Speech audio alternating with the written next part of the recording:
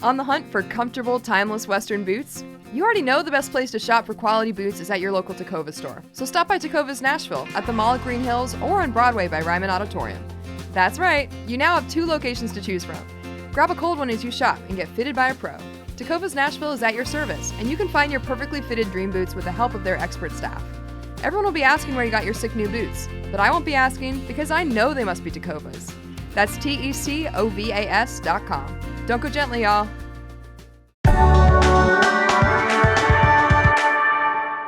Today on CityCast Nashville, we're joined by comedian Eddie Ortiz, producer Marie Cecile Anderson, and executive producer Whitney Pastrick to talk about Bonnaroo, Chris Crofton, the Advice King's response to a reader asking whether they should vote, and 615 Day, which is tomorrow. CityCast Nashville is presented by our exclusive launch sponsor, Tecovas.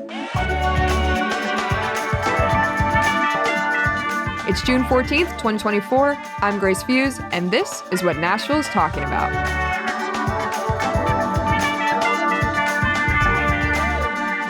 Bonnaroo has commenced, and here to join us is Eddie Ortiz, a stand-up comedian based here in Nashville who just filmed his stand-up special at the East Room called The Night Snacker. You can see him performing all around town, but right now he's calling in from Chicago, where he's performing at their Zanies. Eddie, you performed at Bonnaroo. I have performed at Bonnaroo. I have performed very sweaty. Where exactly did you perform? Oh, it was a stage tent, right? So it was where people would go to get a little bit of air conditioning while they were doing Molly with Weirdos. Did you camp? So I've only been the one time. They hired us to do that stage that year, and it was the first time I had ever gone to be a participant of Bonnaroo, and we camped the entire time with this crew of people who's been doing it for 10 years. So they had a whole system and a whole backstory. They all had the same HPV. It was wild. In my former line of work, I was an entertainment journalist for a long time, and I would go cover Bonnaroo. But we used to call the camping area Gen Pop because it's really very much what it resembles when you've spent your whole time inside behind the special walls. When you said you spent all your time inside, I was like, oh, so you've been to prison? Oh, yeah. Wow. I knew I was doing a podcast with a bunch of white ladies, but I didn't know we were getting that deep. I think one of the amazing things about Bonnaroo is, though, you get to see, like Chappell Roan, who was a slightly unknown artist when they booked her. And now those of us that are hip knew, but I'm a 48-year-old woman. Don't blame your 40s. I'm in my 40s too. It's not fair. You can't. I just want Hamilton to perform at Bonnaroo. Girl. Hamilton. Did you know? And I feel like I've been in Chicago for a week now. I realized the other day that you guys know what a horse girl is. You guys know what a horse girl is? I was a horse girl. Well, I wasn't a horse girl. I wasn't a horse girl in terms of liking horses. I was a horse girl kind of aesthetically, and then I had really gross hair down to my waist, and was weird. Yeah. So I think what happens is rich girls that can read do horses. Not do horses. And wait a minute. And rich girls who can't read do theater, right? And so I did both. Oh, you did both. What about middle-class girls who can read who do theater? Where does that fall into your little Venn diagram? Everyone there? needs to know that Whitney and Marie are theater kids. Yeah, it's true. Well, no, I was going to say you become journalists, and that's what we're doing today. So, yeah. The weird thing about Bonnaroo is you start to see everybody's daddy issues pretty quick, right? And the year we went, the Sunday was Father's Day, right? Just like this weekend, right? So I heard people having conversations with their dads, right? Naked in a field, right? They're like, oh, hey, Dad, I'm just hanging out with my friends. Tits out in the woods. Okay, but we're blaming the women a lot here. We need to talk a little bit about the men who just by the end of the weekend they just look like Shaggy from Scooby-Doo. They're just these scraggly line drawings of a human being. Listen, though, I will say, though, when I was there, I was hanging out tits out. So it's everybody. It's boys and girls. Right. Fair enough. I like to free the nipple. What can I say? Who doesn't? That's just being a modern man. Marie, you found the thing that we're going to talk about next. Tell us about Chris Crofton. What's up with this? Oh, Crofton. Crofton. Eddie, are you friends with Crofton? Chris Crofton? I don't know if he would call me a friend, but I love him. Well, I know him from afar. I'm a big fan of his. He's the advice king for the Nashville scene. And this article caught my eye. Somebody wrote in from Atlanta, not Nashville, but somebody from Atlanta wrote in and just said that her Democrat friends were saying they're not going to vote for Biden no matter what because of his Middle East policy. And so he responded to that. And I appreciated everything that he said in the article. I highly recommend everybody go back and read it. But to sum it up, and I'd love to get everybody's opinion, basically he said the system's broken, but we still got to vote, still got to get out there. To the people that want to burn it all down and not vote, he even said, but that's a privilege talking. You're privileged talking. If you can afford to burn it down, you must not need it. Eddie, I'm curious because we've discussed this. What are your thoughts on this article? What are your thoughts on these progressives and their opinions? I feel like this is one of those situations that I talk about all the time. This is how we lose America, right? Because sometimes you have to Google 2 different things for an argument instead of one. Right? And the moment you have to Google that second thing, everybody's lost, right? Everybody's lost. I'll say this. Crofton's right. We have to vote, right? We have to be involved. We have to be engaged. And I think it's privileged to say, oh, I'm not going to do this, right? Right? That's true for some, right? I grew up in a world, and this is, I think, maybe difficult for people to really comprehend.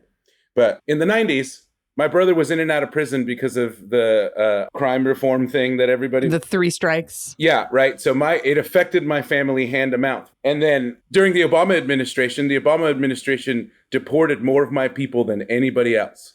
Now, do the math on whether your vote counts for president in Tennessee right now. Do the math on whether that vote counts, right? It doesn't, right? I actually don't know what I'm going to do, but day of in the booth, I have to vote for everything else. Everything else is so important. Everything local. Mm-hmm. That's why I think you should vote. You got to show up, right? You got to be in the booth. Even if you hate the guy up top, it doesn't mean you have to vote for him. You don't have to. But everybody below are the people who are putting the guy up top, right? Everything else matters because that's how we take power back, right?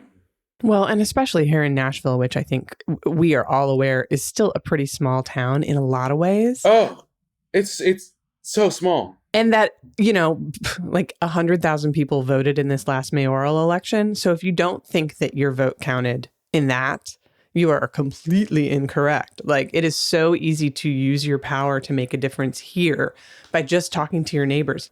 But the thing that I'm really excited about, honestly, all of that aside, is that Chris Crofton, who I think we can all agree was something of a nihilist in his youth, he ran for Metro Council at large.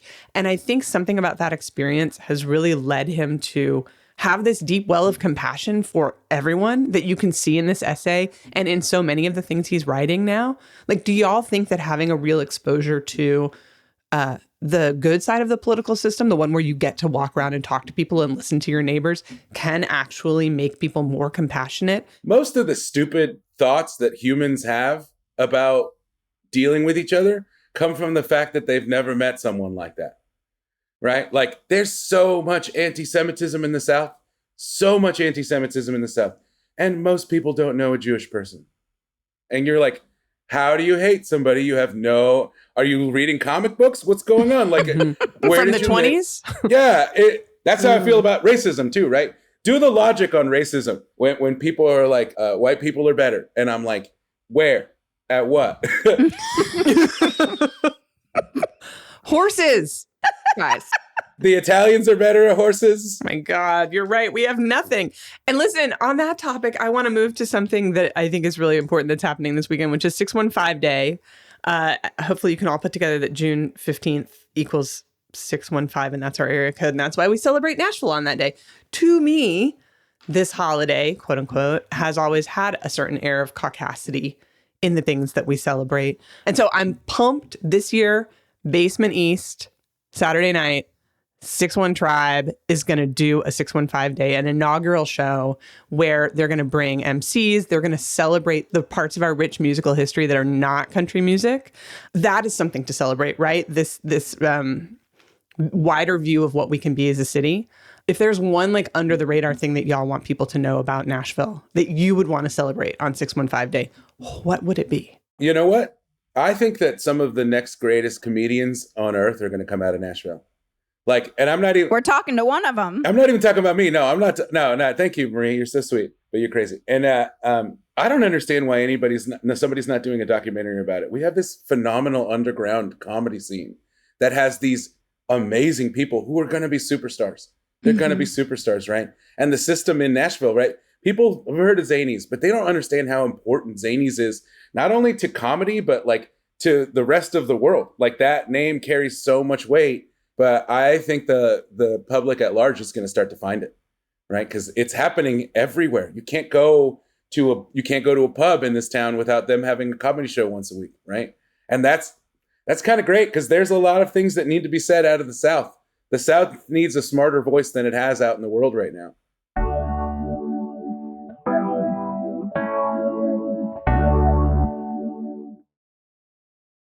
I mean, we kind of already touched on it, but I'm really excited to see some of the Nashville groups that are not country music and kind of expose people a little bit more to how much variety there is in the music scene that I think people just take for granted. I'm just really excited. I mean, the Beast stuff should be really cool. I also plan on, like any Saturday, going to big band dancing at Centennial.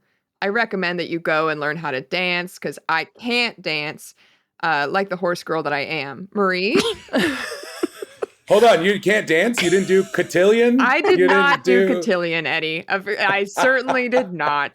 Well, growing up here in Nashville, we learned square dancing in gym class. Oh, yeah. Totally. I've heard about that. Oh, yeah. Well, I will say what I want people to know about Nashville is the large amount of Kurdish refugees we have here and the incredible Kurdish food and Uzbek. Oh, hell yeah. Yeah. I feel like most of my friends who live out of Nashville do not understand this and the culture here and the incredible food.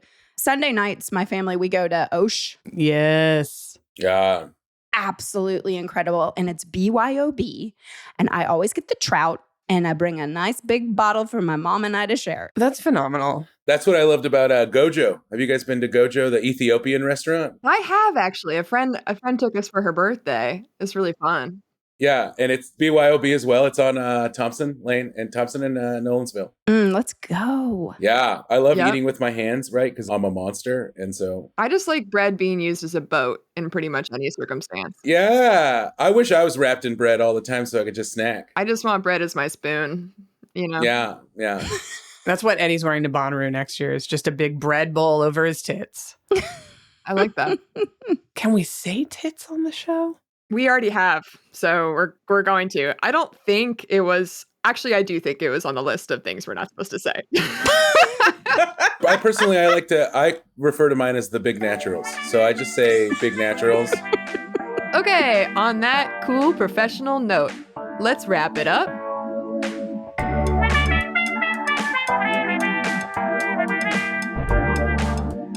That's all for today here on CityCast Nashville. Our executive producer is Whitney Pastrick, our producer is Marie Cecile Anderson, and our Hey Nashville newsletter editor is Margaret Kingsbury. And our super cool theme music is by Prof Jenkins. We'll be back Monday morning with more news from around the city. Bye!